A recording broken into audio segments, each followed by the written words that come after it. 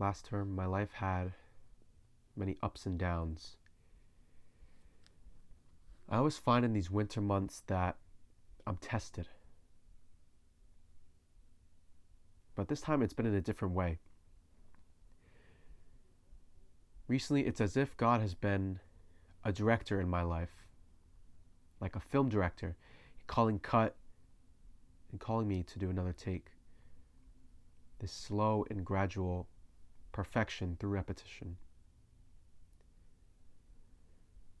The fight of good and evil and our struggle to follow after Christ, it is not always a grand battle, nor even a season of particular hardship or joy. Rather, there are seasons where we are placed in a routine and simply called to do more. As the director, the Lord over these weeks has kept calling me to a little more. He's commenting on my performance. His mighty and merciful hand is showing me the way I ought to pick up my cross and follow him. This means I've had to listen, and every little moment is precious. Every moment has been a little test of faith. Do I hold stubbornness, the pride that I have no need for improvement? Or do I humbly accept my faults and my missteps and seek firmly to change them? I have to listen to what he is telling me. I must actively practice my faith, a faith that fully trusts that making such changes will yield a spiritual fruit in my life.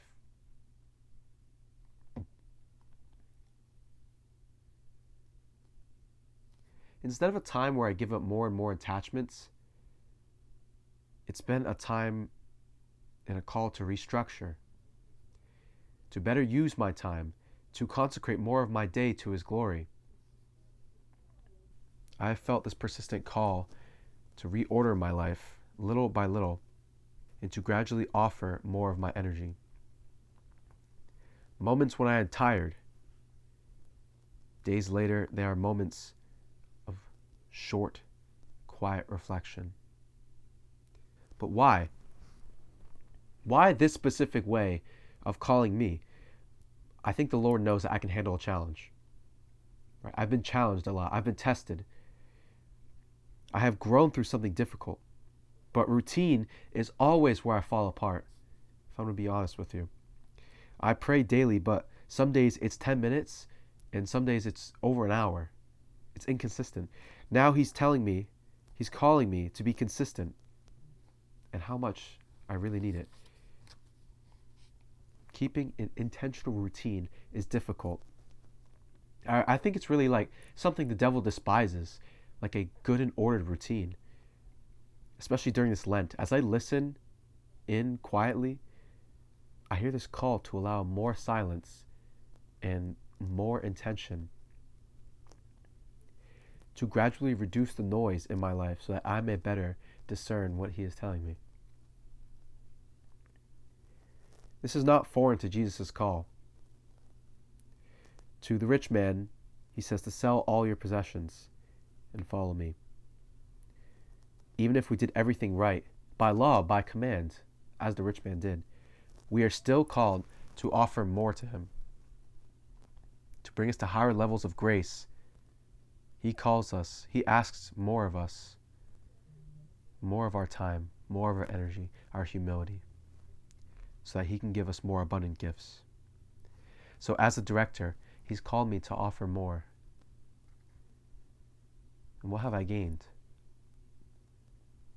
I don't know yet. That's the most honest and real answer I could give you. I don't know the fullness of what I've gained yet. It is faith that keeps us on the path of virtue by trusting in him. I will know in time, for it will not only be changes here, but also riches in heaven,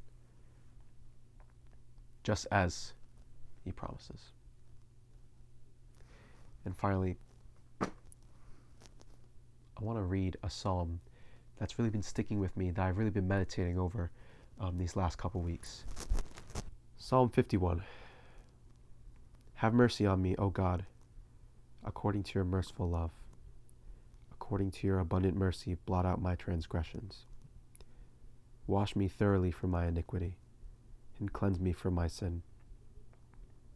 For I know my transgressions, and my sin is ever before me. Against you, you only have I sinned, and done that which is evil in your sight, so that you are justified in your sentence, and blameless in your judgment. Behold, I was brought forth in iniquity, and in sin did my mother conceive me. Behold, you desire truth in the inward being. Therefore teach me wisdom in my secret heart. Purge me with hyssop, and I shall be clean. Wash me, and I shall be whiter than snow. Make me hear joy and gladness. Let the bones which you have broken rejoice. Hide your face from my sins, and blot out all my iniquities. Create in me a clean heart, O God, and put a new and right spirit within me. Cast me not away from your presence, and take not your Holy Spirit from me. Restore to me the joy of your salvation, and uphold me with a willing spirit. Then I will teach transgressors your ways, and sinners will return to you. Deliver me from blood guilt, O God of my salvation, and my tongue will sing aloud of your deliverance. O Lord, open my lips, and my mouth shall show forth your praise. For you take no delight in sacrifice. Were I to give a burnt offering, you would not be pleased. The sacrifice acceptable to God is a broken spirit, a broken and contrite heart, O God, you will not despise. Do good to Zion in your good pleasure. Rebuild the walls of Jerusalem. Then will you delight in right sacrifices, in burnt offerings and whole burnt offerings. Then bulls will be offered on your altar. In the name of the Father, the Son, and the Holy Spirit.